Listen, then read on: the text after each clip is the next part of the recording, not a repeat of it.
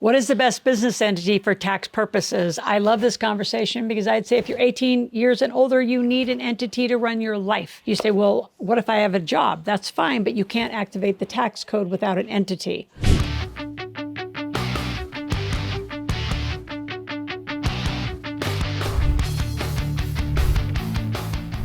So we're going to talk about the difference between LLCs and corporations. That's American terms. Now, if you're an international watching my channel on YouTube, in principle, this works everywhere in the world. The names of what I'm talking about are just a little bit different. So in the US, I'm going to describe an LLC versus corporations. They're different. They're taxed differently. The next thing I'm going to describe is the importance of compliance and documentation. I actually have t-shirts that I used to sell called Do Paperwork or Be Poor, because it is that important that you do corporate compliance. And a lot of these .coms where you can get a cheaper entity or go to the Secretary of State, you don't have the right documentation. In fact, you don't even have the right documentation to open a bank account. It's so bad. And the last thing I want to share with you are the benefits of the entity for not only tax optimization, for asset protection and liability protection. And they are all very different, but key aspects to why get incorporated. So let's begin with, when do you get incorporated? I say, according to my Make Your Kids Millionaires book, at 18. So when you're 18 years old, you are now a legal adult. You do not need to be a sole proprietor. What you do have to have is a legal intent to make money. You could have a personal services company. You could have home management. Say you do a whole bunch of, from dog walking to house cleaning to babysitting to whatever you decide to do. You could go get groceries for other people, just a home management, a home services business like that. I mean, you could do so many different tasks. So if those of you who are not sure what your business is going to be, that doesn't mean you can't get incorporated. The IRS gives you about 3 years to kind of test what are your different ideas, what do you want to do to get incorporated and have a business that within a legal intent to make money. That's what you need. I have a business plan product that I talk to you for 4 hours and get you enough of a plan that if the IRS comes to you and says, well, what was your legal intent to make money? You say, well, this is the problem I'm solving. This is my legal intent. These are my products and services I'm going to sell. Now, that's kind of all you need in the beginning, but let's talk about the differences between which company do you have. Now, in America, we have 4 choices. In other countries of the world, there's usually 2, maybe 3 choices, not as many choices. In America, we have an LLC, we have a limited partnership, family limited partnerships, we have S Corps and C Corps, and then they're held in trust. So trust is a thing around the world, and you do need a trust to avoid probate anywhere you are in the world. And you say, well, what's probate? Well, if you pass and you don't have a trust and just a will, you're going to probate court, which means your country, your province, your wherever you live is getting 40 to 60% of what you just made. So even if you're only 100,000 or you're worth 100,000 on death, why would you give 50%, say, to a state? Organize it right and get the right structure so you can be successful. Which is the right one for tax purposes? All of them, but they vary given what should be held. So let me read you a few descriptions. So the LLCs and S Corps are pass-through entities, right? So are limited partnerships. So they pass through to you, meaning on 12/31 in America, you will file tax with whatever the profit and or loss of that company is. LLCs are known for holding real estate related investments. S Corps are known for operating companies and different companies. C Corps, they're taxed at a completely different level and a sole entity that doesn't affect yours. So if you need high privacy, you use a C Corp because you're not anywhere in it. You're going to control it, not own it. Your trusts will own it. So you actually own nothing. You control it all from where you stand. And your C Corp can have a different tax year end. So the best strategy is to put that around, say, March, June, or end of September at the end or middle of some quarters, and you file then. Why? It's a massive, it is the number one tax strategy is to do multi-corporate structures with multi-corporate tax year ends. There's your $1 trillion tip. And most of you, your CPA is going to say this, you don't make enough income for that structure. Well, first of all, I'm here to tell you, I want you to be a millionaire in 3 to 5 years. You're going to go make the income to put in the company so you can have absolute benefit of having multiple corporations, different tax year ends, and different structures. So typically a C Corp's a management company, the S Corp's an operating company, LLCs are held in real estate. And again, I'm not a licensed tax expert, so you got to use our team. Our team is the best in the world. So if you have a CPA or an accountant out there who's just not buying that you could write off, say, your sporting equipment, but you're a wellness coach, yes, you can. There are so many things if you use the full tax code, 81,000 pages, which in a C Corp, S Corp, and LLC combination, you're going to get to use it all. You're going to have officer and director benefits. You and your kids will work for one of those companies. So we do what's called a gap analysis. It's in the first 3 chapters of The Millionaire Maker. So grab the book There's a free copy of the book in the link below. Read the chapters, call our office. We'll do a gap analysis and help you based on where you are, what you do. Are you completely virtual, or do you actually have what they call point of nexus, which is you operate in a state. You actually have brick and mortar. So then you have to have a different kind of company in the right state. So there's lots of variables. It's not something I would ever tell you to go to a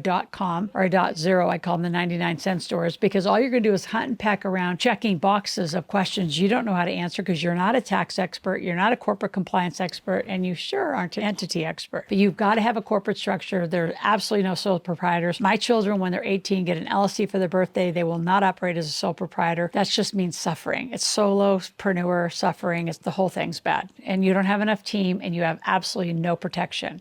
So the next thing I want to talk about is the corporate compliance and documentation. So many people say, well, if you have a single member LLC, you don't need to do corporate compliance. That is not true either. Get sued, get an audit, and I guarantee you we're going to wish you had your corporate minutes, your annual minutes, or your bylaws if you're a corporation, that you actually have the things documented. The most things that you need to document in the resolutions of your company, which is over 200 different resolutions you can do. How do you pay for your phone? How do you pay for your car? How do you pay for all these things? They need to be documented. So anything financially spent, right, on big contracts, say you get a new key man life insurance policy, that needs to have a corporate resolution that the company agreed to do it. So documentation is pivotal. And again, if you're out there and you have a company because you did it the cheap and just online Secretary of State way, you need to dig in further, because there's a lot more we could teach you about how to totally use your company. Now, before I talk about the last point, I want you here, subscribe to my channel, click that notification button. I want you here 5 days a week. It's family friendly, because I want your kids at 18 to say, Mom and Dad, I know what I'm getting for my birthday. I'm getting an entity. I'm getting an LLC, or I'm getting an S Corp, depending on whatever their company is, depending on the amount of revenue they plan to make. But we're going to intend that they're going to live corporate life, not have income tell you whether you're going to live corporate life. And that's a huge distinction most CPAs will not tell you. So you call our office and say, help, I need a gap analysis. I've been told I can't do this. Loral says you can. How do I do it? And we're the how-to team.